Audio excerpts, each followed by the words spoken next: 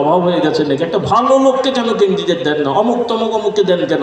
সব দলের নেতারা যদি বেছে বেছে ভালো ভালো মানুষকে দেন, তাহলে ভালোদের মধ্যে আরও প্রতিযোগিতা হবে, আরও ভালো কিছু হওয়ার আশা করবো, নাকি বলেন?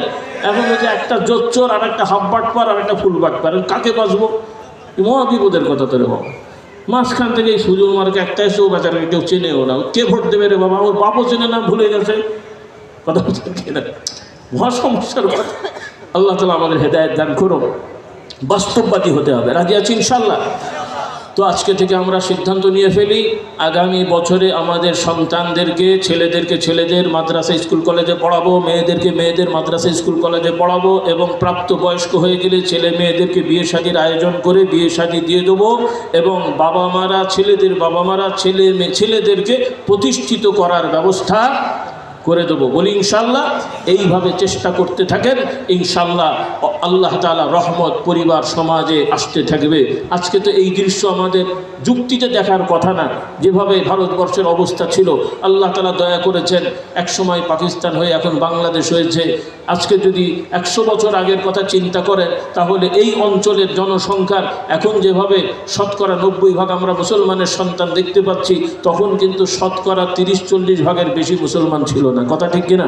তাহলে আমাদের মাথার দিক থেকে, গণনার দিক থেকে আমরা অনেকটা এগিয়ে গেছি, দাড়ি টুপির দিক থেকে অনেকটা এগিয়ে গেছি, নামাজি অনেক ত্রুটি থাকলেও অনেকটা এগিয়ে গেছি।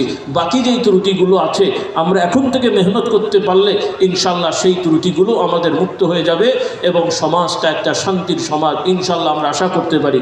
আল্লাহ তাআলা আমাদের তৌফিক দান করুন। কিন্তু ভাই বোনেরা, এই কাজগুলো যদি আমরা ঠিকমতো আয়োজন না করি, শুধু মুখে মুখে কথা বলি আর চিল্লা পাল্লা করি, তাতে কিন্তু আল্লাহ তাআলার সামনে এটা এক ধরনের ধোঁকা হবে, এক ধরনের কি বলে আপনার মুনাফিকি হবে। আল্লাহ তাআলা আমাদের এই ধোঁকা মুনাফিকি থেকে হেফাজত করুন, বলুন আল্লাহুম্মা আমিন। আমাদের ভাই বোন যুবকদেরকে আল্লাহ তাআলা হেফাজত করুন, বলুন আল্লাহুম্মা আমিন। তো যাই হোক, আল্লাহ তাআলা কবুল করুন। আমি এই মসজিদের সূচনায় এসেছিলাম, যখন এটা ফিনিশিং হয়নি, কেবল মোটামুটি শুরু হয়েছে। বহু আগেরকার পুরাতন মসজিদ আপনারা সংস্কার করে নির্মাণ করেছেন। আমার মনে হয় ফাউন্ডেশন কতলা আছে? হ্যাঁ, 5 তলা। এখন কয়তলা হয়েছে? কেবল 1 তলা হয়েছে। জুমার দিন কি ভরে যায় না কিছু বাকি থাকে? বাইরেও হয়। তাহলে জুমার কতটুকু হয়? পুরোটা না কিছু? মোটামুটি। আচ্ছা, আমি তথ্য নিয়ে ফেললাম, কিছু প্রস্তাবনা রেখে যাব, সেটাও ওলামাদের সাথে পরবর্তী পরামর্শ করবেন।